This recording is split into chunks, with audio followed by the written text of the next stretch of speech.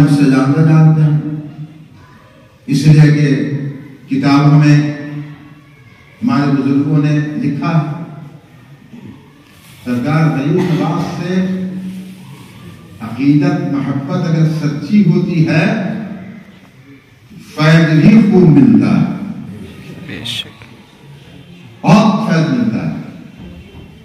سرکار غریب نواز اللہ والے ہیں، اور اللہ والے کی شان کیا ہوتی ہے؟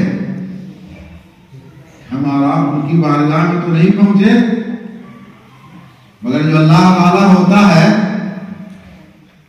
تو جہان کو ایسے ہی دیکھتا ہے جیسے اپنے ہاتھ کی ہتھیلی کو دیکھتا ہے۔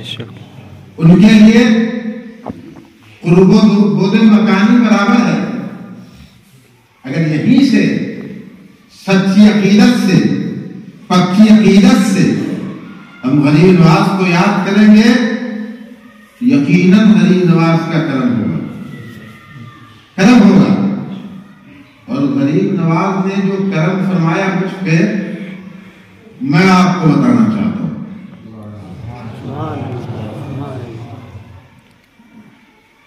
میرے گاؤں کا واقعہ ہے، ایک سرفراز تھا، پورا گاؤں میرا سنی ہے، ماشاءاللہ سب سنی۔ ایک ہو گیا، اس نے اعلیٰ حضرت کو گالی دیا، اور ہم اپنے احباب سے شاگردوں سے بھی کہتے ہیں کہ اعلیٰ حضرت سے سچی محبت کرو، پکی محبت کرو۔ کیوں؟ اس لیے کہ ہمارے اساتذہ نے، ہمارے مشائخ نے، ہمارے اکابر نے، ہمارے پیر و مرشد نے اعلیٰ حضرت سے سچی محبت کی، اس لیے اعلیٰ حضرت سے سچی محبت کرو۔ جب گالی دیا تو میرے شاگرد نے پٹائی کر دیا، خوب مارا، اور گاؤں کا سب سے مالدار، سب سے طاقتور آدمی ہے وہ، اس وقت میں جبل پور میں تھا، اس نے 7 آدمی پہ کیس کر دیا۔ ایک میرے استاد شیر بہار علیہ رحمہ، اللہ تعالیٰ ان کی قبر کو رحمت و نور کی بارش منور فرمائے، ایک میرا نام رکھا تھا، کچھ میرے احباب کا نام رکھا، پٹائی پڑی، کیس کر دیا، مالدار تھا، پیسہ دیا۔ اس وقت خط و کتابت کا زمانہ تھا، میرے بھائی نے خط لکھا کہ مقدمہ ہو گیا ہے، آپ پر وارنٹ بھی ہو گیا ہے، ضبطی کا بھی آرڈر آ گیا، آپ آئیے، نہیں تو ظاہر ہے قرقی ضبطی ہوگی۔ جب میں خط پڑھا بڑا پریشان ہوا، دور کا سفر، جانا آنا، میں نے کہا چلو سلطان الہند کی بارگاہ میں انہی کے ہاں اپنا مقدمہ پیش کرو۔ بس میں وہاں سے اٹھا چلا گیا غریب نواز کی بارگاہ میں، غریب نواز سے میں نے عرض کیا، غریب نواز آپ سلطان الہند ہیں، ہم کسی عدالت میں، کسی کچہری میں کیوں جائیں؟ میرا مقدمہ آپ کے ہاں ہے، دین کی بات ہے، دین کی لڑائی ہے، آپ سلطان الہند ہیں، کرم کر دیجیے۔ کہا آ گیا کہ جبل پور آیا، خواب میں نے دیکھا۔ کیا خواب دیکھا؟ میں جا رہا ہوں گھوڑے پہ سوار، گھوڑے پہ سوار جا رہا ہوں، اور ایک قبرستان کے قریب سے گزر ہوا، دیکھا ایک قبر بہت خوبصورت، اور چادر بہت خوبصورت ہے، اس میں حرکت ہوئی۔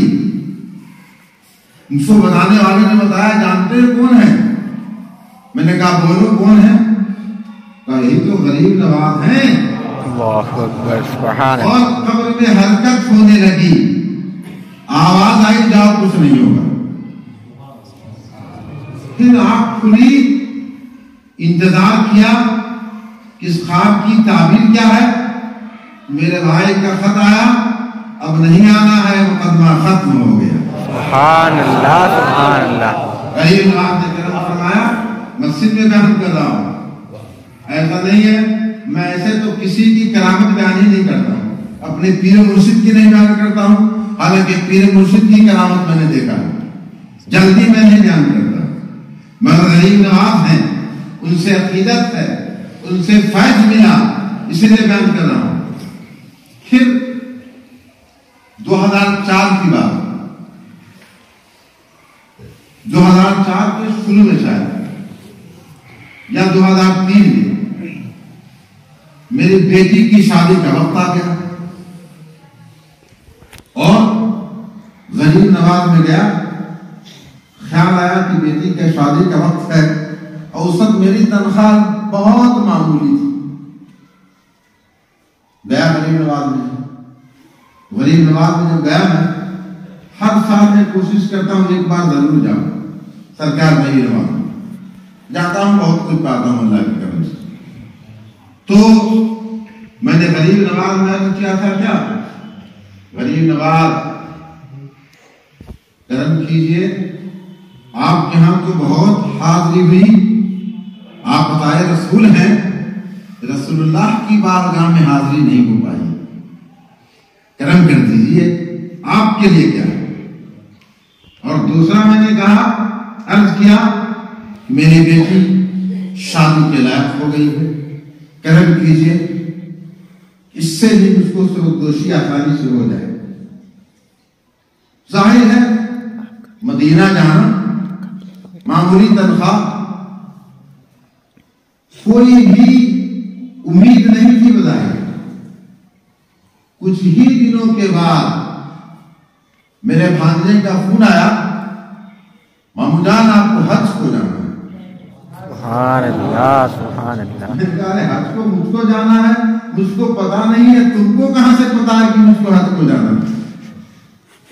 کہیں گے مامو جان آپ کو حج کو جانا ہے. میں بولو تو بات کیا ہے، کیا کہنا چاہتے ہو؟ حج کو جانا ہے، کیسے جانا ہے؟ تو امی کو حج کو بھیجنا ہے، آپ سے بہتر محرم کون ملے گا، آپ ساتھ جائیں گے. سبحان اللہ. میں نے کہا غریب نواز کرم ہو گیا. واقعی میں نے کہا سال بھی نہیں گزرے، کرم فرما دیا آپ نے. پھر اس کے بعد میرا ایک ساتھی تھا، تو اس نے مجھ کو خط لکھا کہ آپ کی بیٹی، جانتا تھا وہ شادی کے لائق ہو چکی ہے اور میرا سالہ ہے، میں چاہتا ہوں کہ اس سے آپ کی بیٹی کا رشتہ ہو جائے. 2004 میں نے حج بھی کیا اور 2004 میں میں نے بیٹی کی شادی بھی کر دی. غریب نواز نے کرم فرمایا. عزیز طلبہ، میں بتانا یہ چاہتا ہوں، غریب نواز رضی اللہ تعالیٰ عنہ سے سچی محبت کرو، سچی محبت.